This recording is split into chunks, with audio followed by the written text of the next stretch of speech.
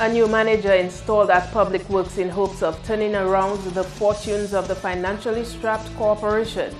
Non-banana crops responsible for increased exports since Tropical Storm Erica.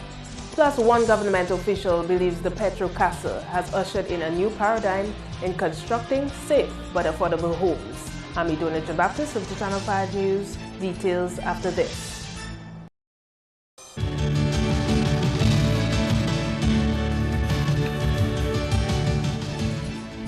Welcome back. First up, the cash-strapped Public Works Corporation has a new general manager. It's 2 days since Paul McDowell has been on the job. McDowell is a qualified accountant and former employee of the National Cooperative Credit Union. His position took effect on the 1st of December. Chairman of the PwC, Titus Francis, says with over 2 decades of management experience, the board is hopeful about their selection of Paul to help the firm bounce back. That followed a search by the board, and we finally selected and recommended Mr. Paul, and the process is the Minister of Public Works, upon the recommendation of the board, they will make the appointment. So that appointment has been made and it has been effective as of December 1, 2015. Mr. Paul has a wealth of experience in management, financial management. He's a qualified accountant. He has worked in the financial industry, you want to put it like that, in Dominica, banking and other related banking activities.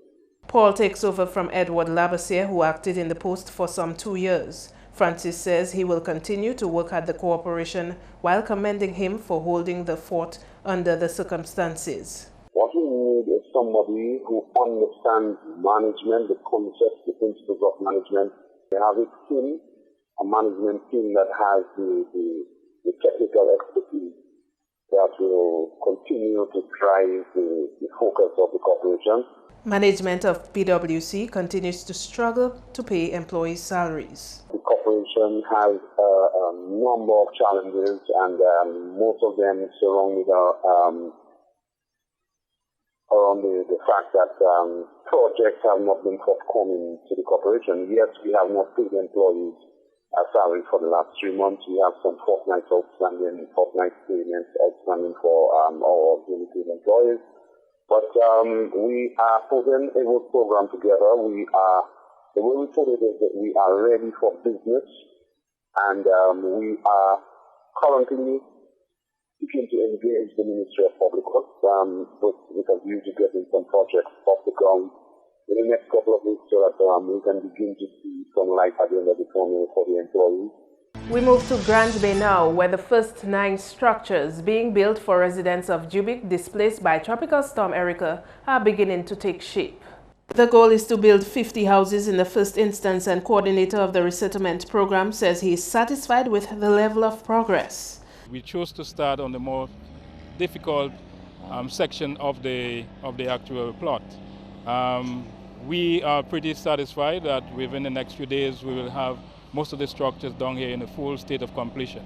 What we're doing here is supposed to symbolize what the PM has been stressing from day one. We're going to embrace this opportunity, this adversity that we got from Erica, to ensure that we build better and stronger. Mr. Blackmore says particular attention is being given to the foundation of the buildings to ensure that nothing is compromised. We want to be guided by the principle of ensuring that we have industrial standards, and of course to adhere religiously and totally to best practices. The Petro Casa houses demonstrate that a good quality house consistent with building codes is now affordable in Dominica using non-traditional materials. We have to understand that we have to depart and get away from the traditional bricks and mortar that we're accustomed to. The cost of construction is prohibitively high, and we have to understand in the region that the material use as well as the labor component, we have to drive it down.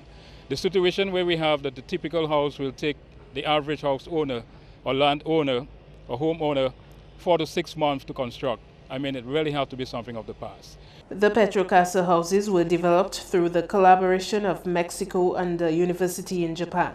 On now to agriculture, where the country's food security situation post-Tropical Storm Erica has come under review. Andrea Louis has more. This was among the matters raised at a panel discussion organized by the Business League of the Dominica State College on Tuesday. According to the World Health Organization, food security exists when all people at all times have access to sufficient, safe, nutritious food to maintain a healthy and active life.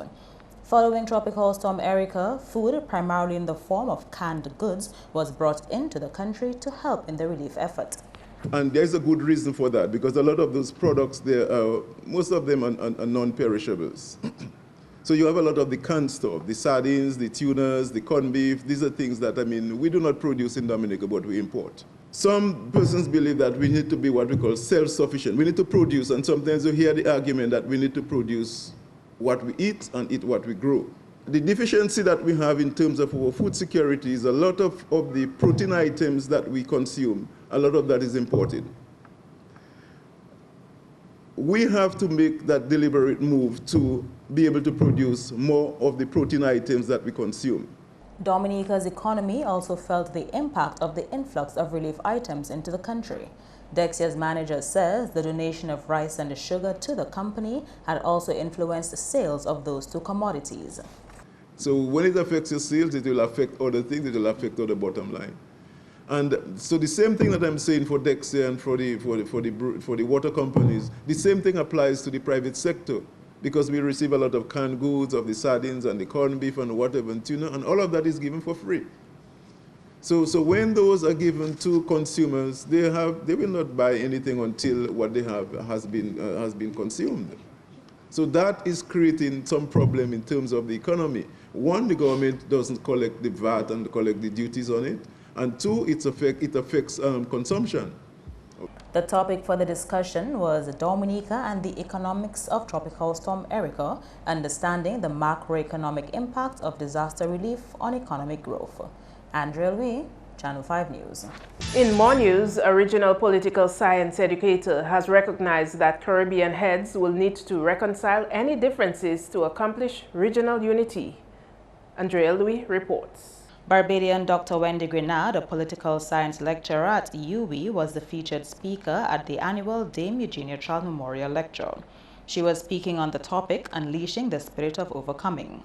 There are lessons that CARICOM can draw from the OECS to guide the way forward. Yet, as an OECS, we cannot go it alone.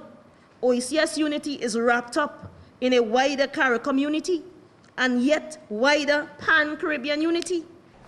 Dr. Grenard complimented Dominica for its support of two regional entities on the road to regional integration. This new Caribbean regionalism also calls for visionary leadership. I wish to commend the government of the Commonwealth of Dominica for acceding to the CCJ in its appellate jurisdiction and for its contribution to the sustainability of LIAT. These are two progressive initiatives that will go a long way to enhance Caribbean regionalism. I must say that recent developments with respect to the race for the Commonwealth Secretary General give cause for concern. One of the major challenges of regionalism is a tension between regional aspirations and national interests. This is one of the fundamental issues that must be reconciled as we seek to replenish our resilience. Politicians were also urged to play their part in creating togetherness in the country.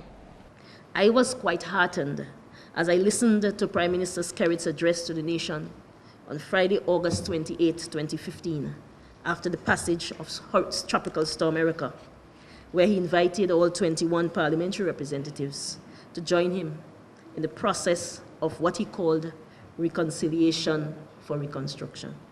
I commend Prime Minister Skerritt for this initiative. As I monitor developments in Dominica, I was disheartened when the process broke down. You are watching Channel 5 News. Coming up, fresh discussions over a business incubator. Details when we return.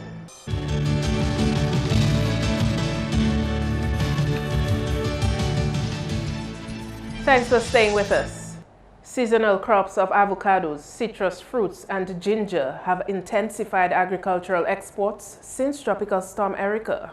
125 hucksters are registered with the Dominica Hucksters Association, and some of them have been picking up momentum 3 months since the August storm. Currently, main crops like bananas and plantains are low in supply. other commodities which have come in on stream since then have been our citrus fruits. We've had oranges which first came in, and now we are preparing to export quantities of grapefruits.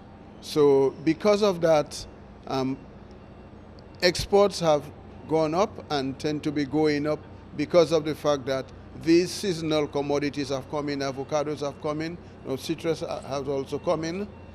We've also been fortunate to have had supplies of ginger. The quality, it shows that it has been slightly under mature, but people have been buying it, and usually we do, hucksters have been able to do heavy exports of ginger from now until pre-Christmas. Joseph is advising producers of ginger to sell at a reasonable price of $2 per pound. Suppliers are asking and demanding $3 a pound for ginger. The smart ones are taking $2 and allowing it to go. But what I see is going to happen, we're already on the first shipment of ginger for the year to Martinique left on the 1st. We're going to have another shipment somewhere on the 15th. And again, quantities will go at $2. After that, it's going to fall to $1 in January. So we say to farmers, get smart, accept $2 now. Don't hold on for $3, and in January, it's going to be on your hand at $1. Avocado is one of the crops that there has been an increase in supply since the storm. Dominica is fortunate in that we have a number of varieties of avocados. We have the West Indian varieties, and we have the late varieties. So from September, we started to see avocados coming in. We did experience some difficulty in that a number of hucksters had indicated, and I also saw it from personal experience, that some of the avocados, the local avocados, they were affected by the rain. That is, somehow the water went into, and that affected the quality. We are noticing that in the later varieties, that is, for example, the Senil 44, we didn't have that. We haven't seen that difficulty yet. In other news, the Dominica Association of Industry and Commerce considers a business incubator as one of the ways to encourage the business climate here. The DAIC will look to the Martinique Chamber of Commerce and Industry as a model for the possible establishment of such a facility. The Chamber in Martinique manages a business incubator. We visited that. And just the level of elaborate planning and assistance that's given to young budding entrepreneurs in Martinique, how their businesses are nurtured and they're coached to success, I certainly think is something we can replicate in Dominica. And we took that away as one discussion we will have with key stakeholders in Dominica as well, and see how well, and if we, through collaboration with the Martinique Chamber, we can seek to replicate some of that in Dominica through maybe the establishment of a business incubator. That's one we took away. A Martinique trade mission to Dominica in January 2016 is part of a move to strengthen a relationship with the DAIC. Well, we will speak to other key stakeholders within the Dominica market to understand what opportunities exist in agriculture. And pretty much once the trade mission comes to Dominica, we can make some very meaningful introductions and really get the ball rolling. But what I can say, though, is that particular business entity, I don't recall the name now, but the leading manufacturer of flavored water and the bottle fruit juices in Martinique. So that's one. What I see the role of the Chamber being really in all of this is really acting as an advocate, a facilitator, and a negotiator. We certainly want to create opportunities for the private sector in Dominica, and I do not know we have the ability to do it end to end. Dental services in Dominica should see improvement following the completion of an oral health survey. Lurian Graham Carter reports. Plans are afoot by the Dental Health Department to conduct an oral health survey on December 8 island-wide. Target groups are teens 16 to 19, adults 35 to 44, and elderly 65 to 74. The data collected will be used to assess knowledge, attitude, and practices in oral health. The objectives of the survey are to conduct a situation analysis of oral health practices for Dominica in meeting the global goals for oral health related DMFT standards for 2020. Topping the list of barriers for accessing proper dental care are poverty and limited oral care practitioners, according to the Health Minister. The Minister says the findings of the survey should influence activities of the dental unit and government policies to ensure good oral health for all citizens. The oral health policy for Dominica has detailed the problems facing oral health care, outlined goals to improve access to and quality of services, and recommended strategies to be implemented over the next 8 years. This policy must be adopted by all stakeholders in oral health to bring about the desired effect on oral health. The objectives and strategies of this policy should be included in the Ministry of Health's 10-year strategic plan. Additionally, an advisory committee headed by the Chief Dental or Medical Officer should be assembled from representatives in the public and private sector to oversee the implementation of this policy. This policy has illustrated the need for improved oral health promotion, disease prevention, and oral health care personnel. Data collection starts in Roseau on December 8 and ends in Granby on January 15. And sports highlights is next with Kenny Williams.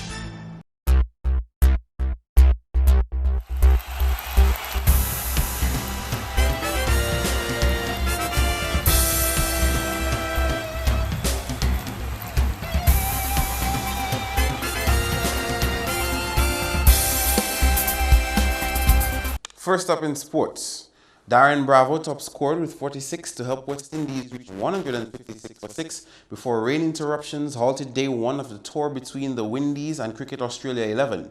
West Indies won the toss and chose to bat, with Craig Brathwaite and Rajendra Chandrika opening with a partnership of 31. Other batsmen of note were West Indies captain Jason Holder and Carlos Brathwaite, who scored 26 from 34 balls and 25 from 46 respectively.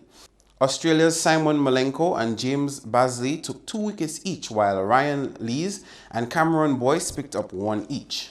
On to football now. The 13 and under match between Domlec Dominica Grammar School and Pierre Charles Secondary ended 5-0 in favour of Grammar School on Tuesday. Tyreek John Baptist top scored for the winning team, with single goals coming from Chedi Joseph, Markel Peters and Justin Kazimi to seal the victory for the electrifying Grammar School.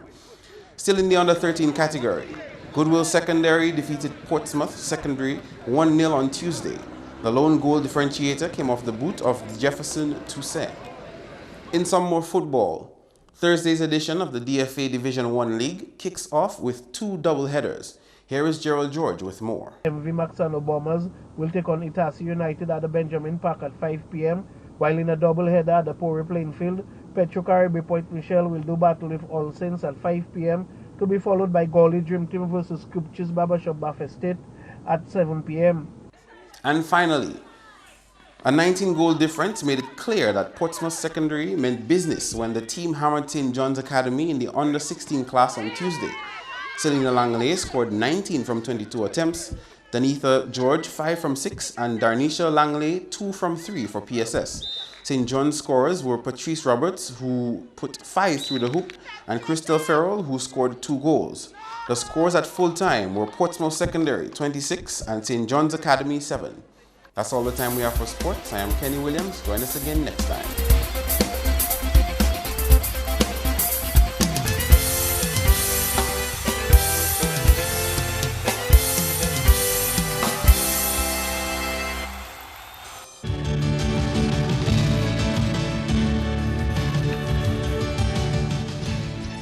Flashback is up next. Welcome to another Flashback segment where we take you way back into interesting news events which occurred in Dominica in the past. On this segment of Flashback, we visit the Indian River located in Portsmouth, which was the center of attention on December 2nd, 1995, when the mayor of Portsmouth made an appeal to the government of Dominica to protect the area and assist in creating a better tourism product. The Portsmouth Town Council is calling on government to make the Indian River area a national park. Mayor Irvin Knight says the area, which has become a popular tourist spot, has the potential to become a major revenue earner for the town. The Town Council has written to government requesting that privately owned properties along the riverbank be acquired so that toilet and changing facilities can be installed.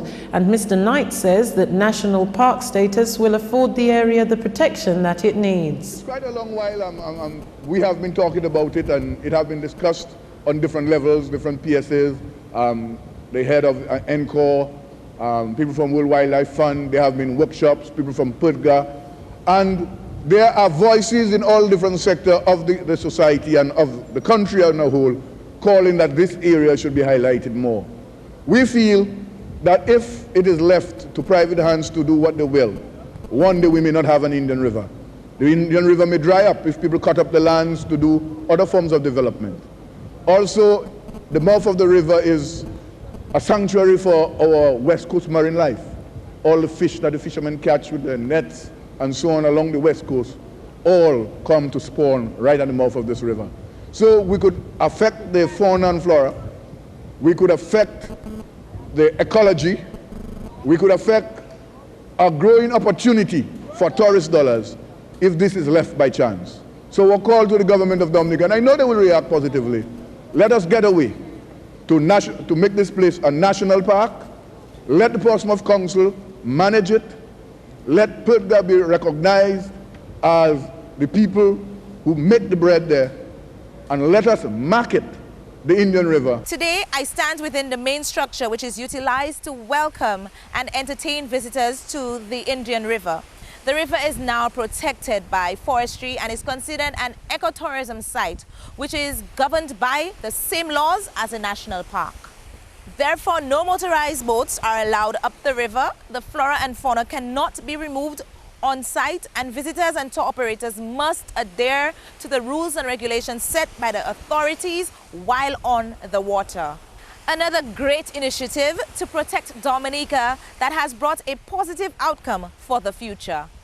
I am Janik Delma Samuel. Join us next week for another flashback segment.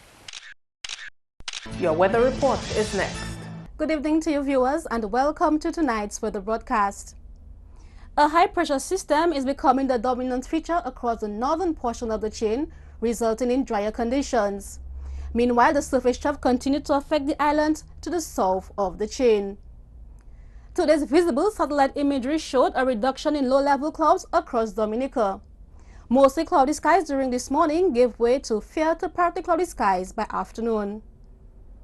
Meanwhile, radar imagery indicated a reduction in moisture levels across Dominica and the islands to the north of the chain. Scattered showers were observed across the islands to the south. Tonight's weather is expected to be fair to partly cloudy, and these conditions are expected to persist into tomorrow, with a few scattered showers expected mainly during the morning. Sea conditions tomorrow will be moderate in open water, with waves picking up to 7 feet. An increase in swells is expected over the weekend. Small craft operators and sea bathers do continue to exercise some caution. And looking ahead, the surface trough will generate some instability across our area on Friday, resulting in mostly cloudy skies with scattered showers and possible isolated thunderstorms. By Saturday, a relative improvement is expected with partly cloudy to cloudy skies with some scattered showers. Breezy conditions are expected over the 3-day period. And across the Lesser Antilles tomorrow, fair to partly cloudy skies are expected across the central and northern portions of the Lesser Antilles, while cloudy skies with showers and thunderstorm activity is expected across the extreme southern portion of the chain.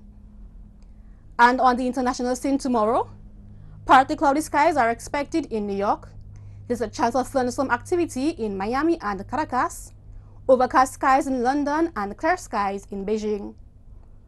The sun will rise tomorrow at 6:17 a.m. and will set at 5:34 p.m. For further information, call the weather hotline at 447-5555 or visit our website at weather.gov.dm. Thank you for joining us this evening. Have a good night. That's news, the headlines again. A new manager installed at Public Works in hopes of turning around the fortunes of the financially strapped corporation. Non-banana crops responsible for increased exports since Tropical Storm Erica. Plus, one government official believes the Petrocasa has ushered in a new paradigm in constructing safe but affordable homes. Email us at news@marpin2k4.com. You can also access our past newscasts on our YouTube channel. On behalf of the production team, I am Idona Jean-Baptiste. Thanks for watching. Join us again tomorrow.